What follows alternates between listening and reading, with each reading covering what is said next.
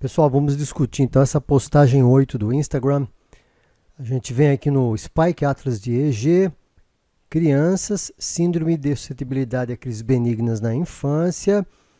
E vamos dar uma olhadinha em epilepsia rolândica, capítulo de epilepsia rolândica. A gente desce a página e vamos direto no caso clínico aqui embaixo. Aqui, perfeito. Então esse caso é o número 8 do Instagram, do EGTube. Discussão de caso: criança de 9 anos com história de crises focais comprometendo face, braço, perna direita, iniciadas há 15 meses. Inicialmente era associada a episódios emocionais e nos últimos 3 dias apresentou várias crises sem associação com esses eventos emocionais. Esse exame é particularmente difícil porque existe um ritmo rápido medicamentoso associado à alta amplitude do traçado da criança. Isso é comum em crianças, né? Alta amplitude. E a pergunta é: há espículas? Sim, nós temos várias espículas na região frontotemporal esquerda. Você tem um campo amplo, com uma reversão aqui, ora para T3, ora para F3. Lembrando que a montagem aqui é referencial, a gente não vê a reversão aqui. Nesses quadros é comum mais de um foco. Por exemplo, a gente tem uma atividade focal, uma onda aguda, aqui de projeção para a região occipital esquerda, uma síndrome de suscetibilidade a crises benignas na infância. Se as crises forem autonômicas, você pensa mais no Panayotopoulos. Se as crises forem mais motoras, você pensa em epilepsia rolândica. Mas o foco não tem que ser só occipital no Panayotopoulos? Não. O próprio Panayotopoulos fala que a epilepsia dele pode nem ter foco occipital. Isso aí fica bem discutido no livro de Síndromes Epilépticas e Epilepsias do Panayotopoulos, que você acha gratuitamente no site NCBI. Vamos lá, foco centro temporofrontal, pode ser uma epilepsia do lobo temporal também, tem um foco temporal ali, né?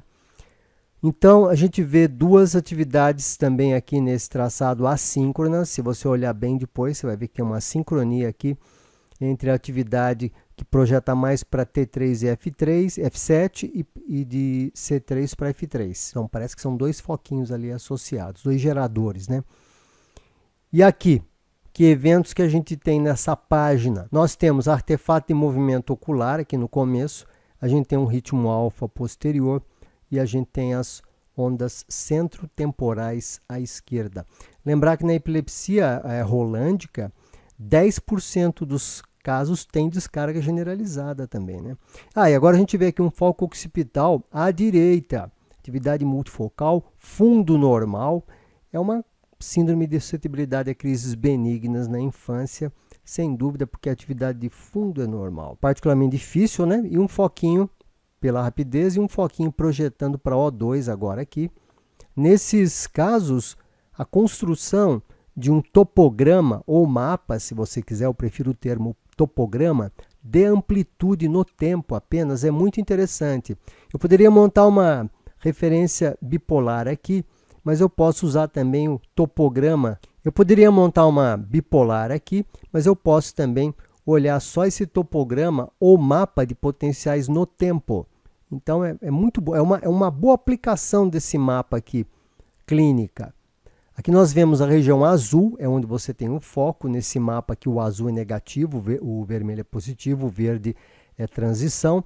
A gente pode ver que esse foquinho ele tem um campo amplo, né? Ele é central e ele é temporal médio anterior também. Novamente o mesmo foco, agora de projeção mais temporal, indo para trás, indo para a região posterior aqui. Lembrando também que aqui não é uma reversão de fase, hein? Aqui nesse ponto que nós estamos mostrando em vermelho aqui, é a origem do foco, mas a montagem aqui é referencial. Nesse caso aqui, a gente vê um foco na região temporal, mas se a gente pudesse ter mais eletrodos, isso ocorre por causa da baixa densidade de eletrodos, né? Se tivéssemos mais, a gente poderia ver um foco central baixo aqui, descrito por Legarda. O Legarda ele mostra o seguinte, que as pontas da epilepsia rolândica, elas, pelo menos nos casos dele, nunca reverteram para T3 e para T4. Elas revertem para um eletrodo adicional aqui, C5, C6, ou para C3 e C4 mesmo. Então seria o rolândico alto e aqui o rolândico baixo.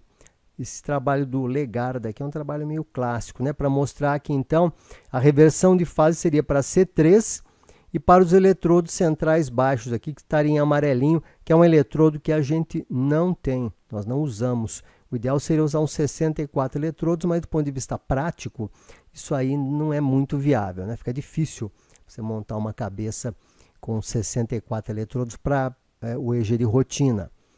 Novamente, a onda aguda aqui em T3, a gente vê bem aqui, provavelmente é o tal do rolândico baixo, né? Mais alguma onda aguda aí? Então, não é aqui em cima, né? Isso aqui é um artefato que a gente vê de onda aguda aqui, ó. Uma ondinha aguda bem frustra aqui em PZ. Mas é comum a gente pegar esses rolândicos que apresentam essa atividade mais frustra. E a persistência, a gente vê no topograma aqui do mapa com a amplitude mais negativa por volta aqui de C4 e T3. Dá uma olhadinha na região temporal aqui.